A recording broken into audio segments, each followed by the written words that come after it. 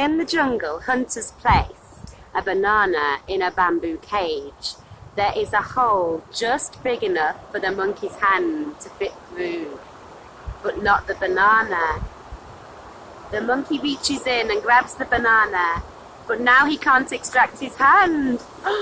He is trapped. All he has to do is let go of the banana and he will be free, but out of greed and ignorance, he holds on tightly. Let go. Let go. We need to learn to let go.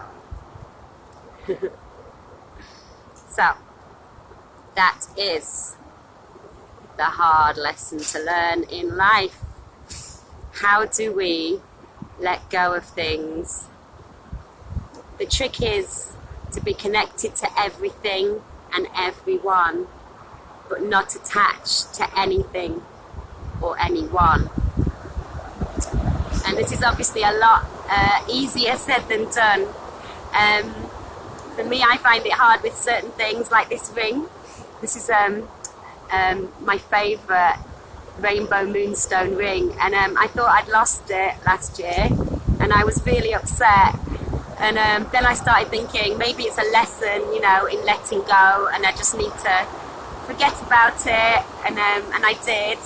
And then it was like magic. I was searching in the bottom of my handbag for something, and it just was there like magic in the bottom of my handbag. So I was so happy that I got it back, but I had let go of it really and given up on it. So sometimes that's very important, because if we're grasping on to things, it's not healthy, and that goes for everything really. So yeah, like in relationships too, I think a lot of people they don't let go of friends and partners, you know, when maybe they need to. They hold on for whatever reason, and it's a very difficult thing, isn't it? And even with our own children, you know, a lot of people with their own children, you know, they want them to stay little and they want to still protect them, but you've really got to learn when to let go and give up that power over them, you know.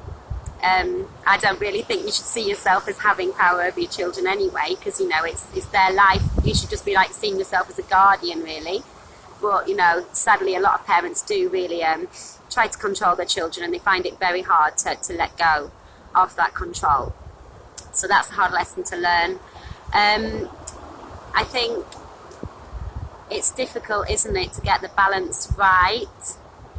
But say, like with, I think it's all to do with living in the moment as well, not trying to control things. And say with relationships like holiday romances, they often actually are really amazing. And I think one of the reasons is that people know from the beginning, they know from the off that there's no real expectations there. They're just in the moment, enjoying what it is, you know, and they know it's a temporary thing. And because they both know it's temporary, they can just enjoy each other without putting any kind of expectations on each other. And yeah, I think that is actually how we should be really all the time, you know. But it's very difficult for people to be like that in real life, you know. I think that's why some of these kind of bubble holiday romances can be so amazing.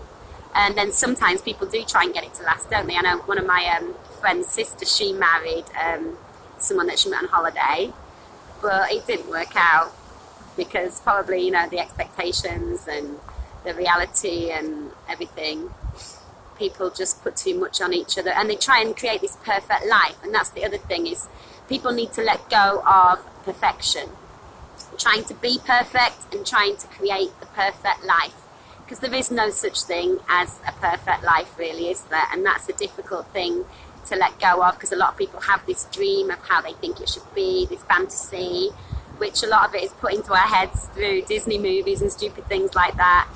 I know one of my friends, she had to let go of the idea of the perfect white wedding because they just couldn't afford to do it. They put a deposit down, but they couldn't afford to pay it when it came to pay the rest. And she just really was heartbroken, but she just had to let go of that fantasy of the perfect white wedding. But what she did have was the perfect guy, actually.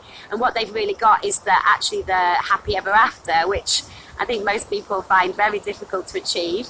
So they've actually got a lovely house, 2 lovely children, a boy and a girl, and they have a really, really great relationship together. And that's more important, isn't it, than some silly, one day that's like something out of a fairy tale. But that's it, it's just that one day. And maybe they'll get it in the end, But she had to let go of that.